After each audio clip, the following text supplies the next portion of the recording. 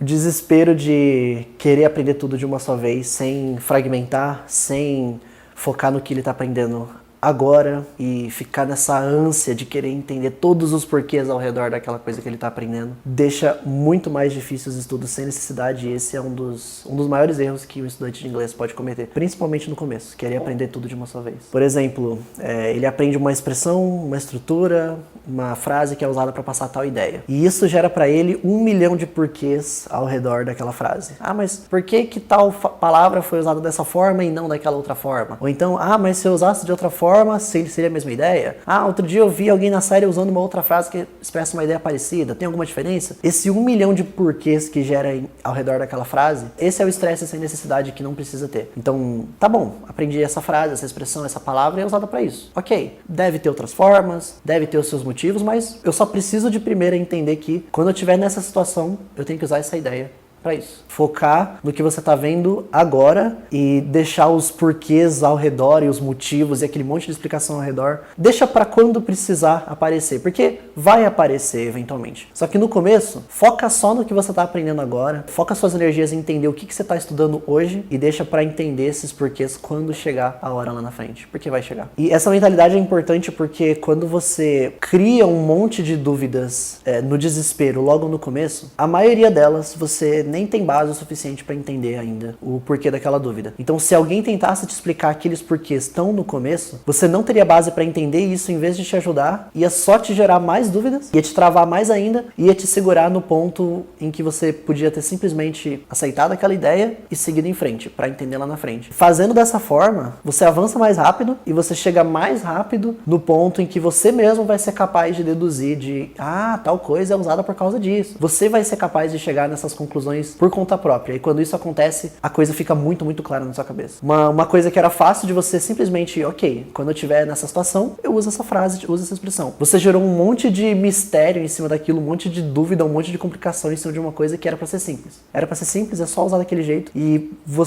a sua abordagem acabou tornando complexo uma coisa que não precisava ser. Por exemplo, você aprende a expressão in time. In time. Significa que você conseguiu fazer algo a tempo. Cheguei lá in time, então eu cheguei a tempo. Cheguei antes da hora limite, por exemplo. Entreguei o meu trabalho in time, ou seja, entreguei antes da data limite. Por outro lado, existe também outro bloco, a outra expressão, e quando eu falo bloco é essa pequena expressãozinha, esse conjunto de palavras. On time, que ele era in time, esse é on time. O on time é para falar que você fez algo na hora exata, no momento certinho. Então, se alguém chegou on time, não é que a pessoa chegou a tempo, é que aquela pessoa chegou na hora exata que tinha sido marcado. É só você guardar essas expressões e usar quando você estiver nessas situações. Não existe um porquê. Por que essa é com N e a outra é com on? Ou então, mas o N e on, os dois não são traduzidos como em. Mas time não é tempo. Você está traduzindo on time como na hora exata. Time não é tempo. Esse tipo de confusão desnecessária no começo vai mais te atrasar do que você simplesmente, ok, a tempo, in time.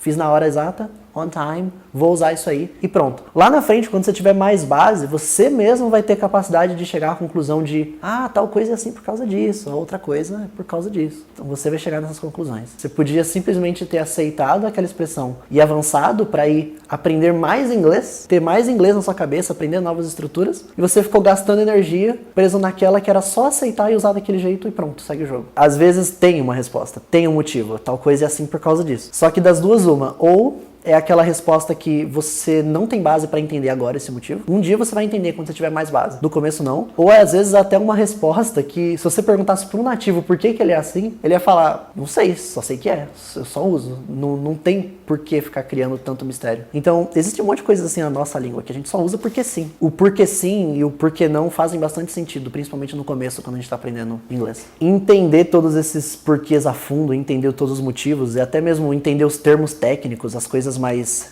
de tabela, assim, coisas mais regras do inglês, pode fazer sentido para quem quer seguir essa carreira do linguista, estudar a academia de letras e ir nessa linha de pesquisador. Para quem quer entender a língua e falar a língua, guarda as expressões, usa quando você estiver nessa situação e pronto. Não precisa no papel de estudante, alguém que só quer falar inglês, ir tão a fundo. Vale mais a pena aceitar e seguir em frente. Como a gente usa o nosso português mesmo. Tem coisas que a gente usa o nosso português que é a coisa na prática. A gente muitas vezes constrói frases que a gente não sabe se aquela é uma voz subordinada coordenada, se é um tempo gramatical XYZ, a gente mesmo não pensa nisso, a gente usa de um jeito prático. E é isso que o estudante tem que buscar em inglês também. Então, se gerar tanto porquê no começo e gerar tanto mistério em cima das coisas não é uma coisa boa, vai te atrasar, não significa que você não tem que fazer perguntas, você tem que fazer. Você vai ter dúvidas e você tem que tirar essas dúvidas, mas experimenta focar as suas dúvidas em o que essa expressão significa, quando que eu vou usar. Tem a sua resposta? Use em tal situação? Pronto. Você entendeu qual é a mensagem daquilo e use pronto. No começo, essa é a melhor pergunta que você pode fazer para aprender de um jeito fragmentado, aprender de um jeito que você não vai ficar indo muito longe sem necessidade e você vai conseguir avançar sem muito estresse. Então, resumindo muito, a melhor pergunta que você pode fazer como estudante é: o que isso significa? Tem a sua resposta, usa naquela situação. E aí, deixa que as coisas ao redor vão sendo resolvidas ao longo do tempo. Opa, beleza? Aqui é o Vinícius falando e esse vídeo que você acabou de assistir faz parte do aquecimento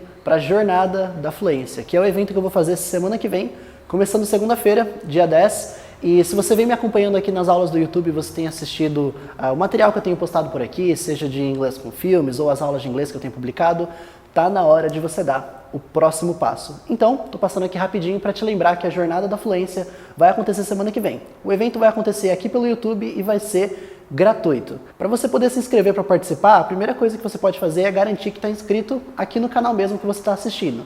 Mas você pode se inscrever também pelo link que eu coloquei na descrição abaixo desse vídeo para poder receber os materiais, os avisos das aulas e também o acesso aos grupos de WhatsApp, tudo no seu e-mail. Eu tô mesmo participando lá do grupo, a gente está interagindo, compartilhando dúvidas, comentários. Clica aqui no link que está abaixo desse vídeo, lá na descrição, vou deixar no comentário fixado também. Se inscreve para participar da jornada, porque semana que vem vai ser para transformar a sua realidade de estudos de inglês.